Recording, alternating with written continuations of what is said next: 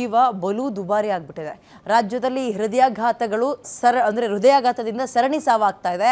ಹೃದಯಾಘಾತ ಹೆಚ್ಚಾಗ್ತಾ ಇದ್ದಂತೆ ಜನರಿಗೆ ಆತಂಕ ಶುರುವಾಗಿದೆ. ಸಹಜ ಅಲ್ವಾ? ನಮ್ಮ ಹೃದಯ ಚೆಕ್ ಮಾಡಿ ಡಾಕ್ಟ್ರೇ ಅಂತ ಕೇಳ್ತಾ ಇದ್ದಾರಂತೆ. ದುಂಬಾಲು ಬೀಳ್ತಾ ಇದ್ದಾರೆ ಜನ. ಬೆಂಗಳೂರಿನ ಜಯದೇವ ಆಸ್ಪತ್ರೆ ನೋಡಿ, ಸಾವಿರಾರು ಮಂದಿ ಬರ್ತಾ ಇದ್ದಾರೆ. ಹಾರ್ಟ್ ಚೆಕಪ್ಗೆ ಬರೋರಲ್ಲಿ ಹೆಣ್ಮಕ್ಳೇ ಜಾಸ್ತಿ ಅಂತೆ. ಹೃದಯ ತಪಾಸಣೆಗೆ ನಿತ್ಯವೂ 1800ಕ್ಕೂ ಹೆಚ್ಚು ಮಂದಿ ಬರ್ತಾ ಇದ್ದಾರೆ. ಈ ಮೊದಲು ಈ ಸಂಖ್ಯೆ ಸ್ವಲ್ಪ ಕಡಿಮೆ ಇತ್ತು, ಬಟ್ ಈಗ ಜಾಸ್ತಿ ಆಗಿದೆ. ಅಂದರೆ ಮುಂಚೆ ಎಲ್ಲ 1000 ಅಬಾವ ಅಂದರೆ 1100 1200 ಜನ ಬರೋರಂತೆ ಏನಾದ್ರು ಸಿಂಪ್ಟಮ್ಸ್ ಇದ್ರೆ. ಬಟ್ ಈಗ ಈ ಕೇಸ್ಗಳು ಜಾಸ್ತಿ ಆಗ್ತಾ ಇದೆಯಲ್ಲ, ಅಕ್ಕಪಕ್ಕದಲ್ಲಿರೋರು ಸಾವನ್ನಪ್ತಾ ಇದ್ದಾರಲ್ಲ, ಆ ಸಾವನ್ನಪ್ತಿರೋ ಸುದ್ದಿ ಅವ್ರ ಕಿವಿಗೆ ಬೀಳ್ತಾ ಇದೆಯಲ್ಲ, ಯಾವುದಕ್ಕೂ ಇರಲಿ ಒಂದ್ಸಲ ಹೋಗಿ ಟೆಸ್ಟ್ ಮಾಡಿಸೋಣ ಅಂತ ಜಯದೇವ ಆಸ್ಪತ್ರೆಗೆ ಬರುವ ಪೇಷಂಟ್ಗಳ ಸಂಖ್ಯೆ ಜಾಸ್ತಿ ಆಗ್ತದೆ. ಮಹಿಳೆಯರ ಸಂಖ್ಯೆ 3 ಪಟ್ಟು ಜಾಸ್ತಿ ಆಗಿದೆಯಂತೆ. ಮತ್ತು ಬರೀ ವಯಸ್ಸಾಗಿರೋರಲ್ಲ, ಯುವಕ ಯುವತಿಯರು ಕೂಡ ಬರ್ತಾ ಇದ್ದಾರೆ. ಹೃದಯದ ಕಾಳಜಿನ ವಹಿಸ್ತಾ ಇದ್ದಾರೆ. ಕಾಳಜಿ ಅನ್ನೋದಕ್ಕಿಂತ ಭಯ ಹೆಚ್ಚಾಗ್ತಾ ಇದೆ. ಯಾಕಂದರೆ ಹಾರ್ಟ್ ಅಟ್ಯಾಕ್ ಏನೋ ಗುತ್ತಿಗೆ ಬರೆದು ಕೊಟ್ಟಿಲ್ಲ, ವಯಸ್ಸಾದವ್ರಿಗೆ ಬರ್ತೀನಿ ಅಂತ ಇವಾಗ ಅಲ್ವಾ.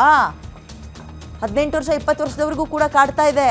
ಯಾವುದಕ್ಕೂ ಇರಲಪ್ಪ ಅಂದ್ಕೊಂಡು ಜಯದೇವ ಹಾಸ್ಪಿಟಲ್ಗೆ ಹೋಗ್ತಾ ಇದ್ದಾರೆ. ಎಲ್ಲರೂ ಓಡೋಡಿ ಹೋಗ್ತಾ ಇದ್ದಾರೆ.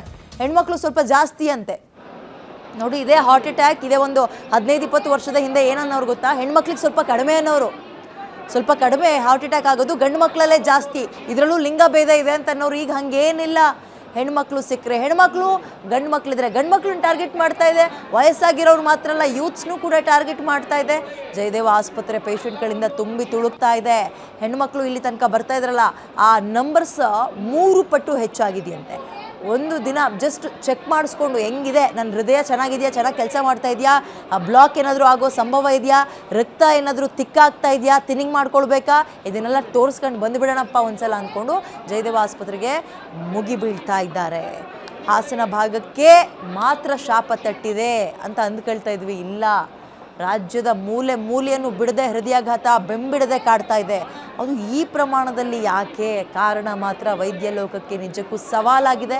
ಯಾರು ಕೂಡ ಹೃದಯಾಘಾತಕ್ಕೆ ಕಾರಣಗಳೇನು ಅಂತ ಹೇಳ್ತಾ ಇದ್ದಾರೆ, ಲಕ್ಷಣಗಳು ಏನು ಅಂತ ಇದ್ದಾರೆ. ಬಟ್ ಅವೆಲ್ಲವನ್ನು ಮೀರಿ ಏನೋ ಆಗ್ತಾ ಇದೆ.